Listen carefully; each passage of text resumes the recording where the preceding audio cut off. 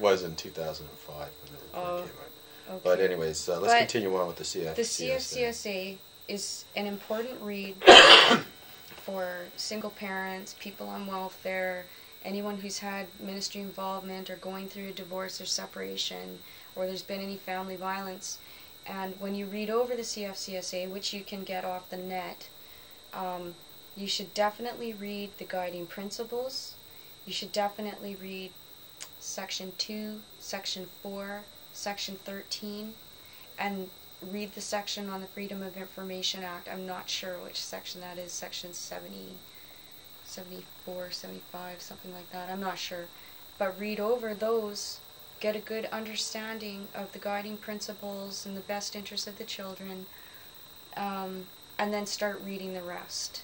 And that's a very important step, and also reading the Family Relations Act can help you as well. We're going to take a short break.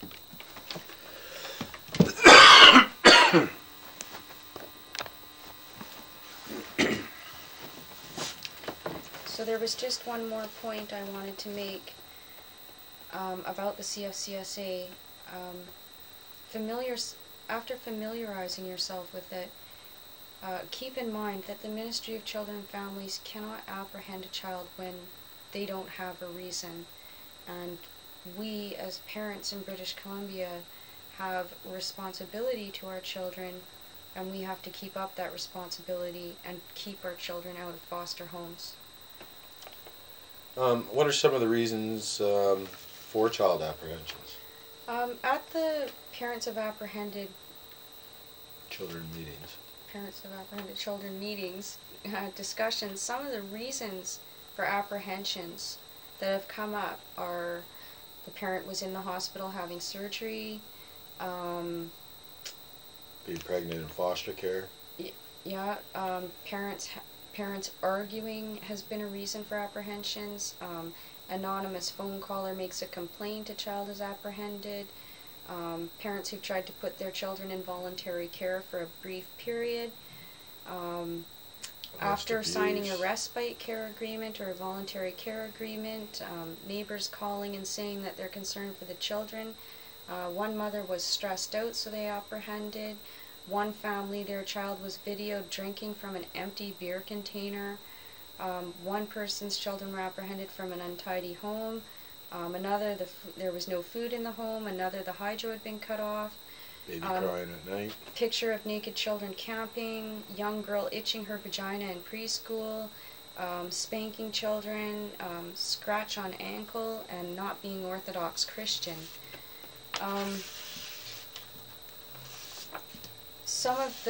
There's also, when I was talking about supervised visits, that has come up at the PAC meetings before, because a lot of times the visits are cancelled, and some of the more interesting reasons that we've heard are for the cancelled visits are the parents asked the children what foster care was like. Foster guardians complained that the children were too rambunctious after returning from a visit with the parents. The ministry did not like anything negative said about them in front of the children. Children complained that a game given to them from their parents was taken from the foster guardian and given to a different child to keep. Bad weather or holidays on long weekends, you don't get a make-up visit. The supervisor isn't available, or lack of communication between the supervisor and the parties. There's also been one person who obviously he can't quit his job, but the ministry told him that the supervisor was only available one day a week, so he changed his day off to that one day, and then the ministry came back and changed it to another day of the week that they were available, so he hasn't been able to visit his children. Those are some of the reasons for it sounds like they're trying to keep the children, canceling visits. Trying to keep the father away from the children. In that instance, anyways. They may think that it's in the child's best interest, but they may not know the entire story or the facts of it, because they take information from people, from neighbors, acquaintances, family members who hardly know you. They don't take their information from facts. that they can prove. Right. Right. Do parents get to visit apprehended children after apprehension? Yes, not in every case, but like I was just saying about the supervised access, and it's not always supervised access only, but a lot of the times, almost every story I've heard, the parent has to visit their child with supervision, and at first, and then yeah, after many months. But sometimes the parent stops visiting the child because of the humiliation that goes along with visiting their child while somebody is watching and taking notes. Another reason people stop going to supervised visits is that it's being used against them. When they get to court, they think there's going to be nothing said bad about them because every visit went just great. And they get to court and they hear a totally different story from what they felt, and, they may go to the visit, sit down and just talk with their, little girl, little boy, whatever, or just hold their baby, or, just a regular, little visit. It's nothing like parenting. It's nothing. And so like whoever's supervising has a little comment pad, and she writes down. They're usually writing the whole time. Yeah. And those are the things that come up in court.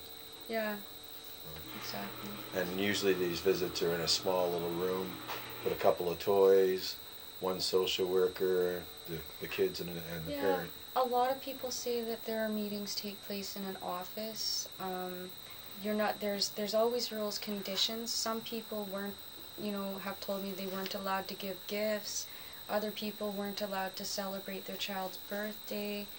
You're not allowed to bring anybody with you. Not everybody has the same rules. Like in my own example, no, I don't want to give any examples of my own, but it's very difficult to have a healthy conversation with your child, or give them the affection and attention that they really need after a week of not seeing you. It's very difficult to do that when somebody is sitting there watching you, judging you. It's hard. Yeah.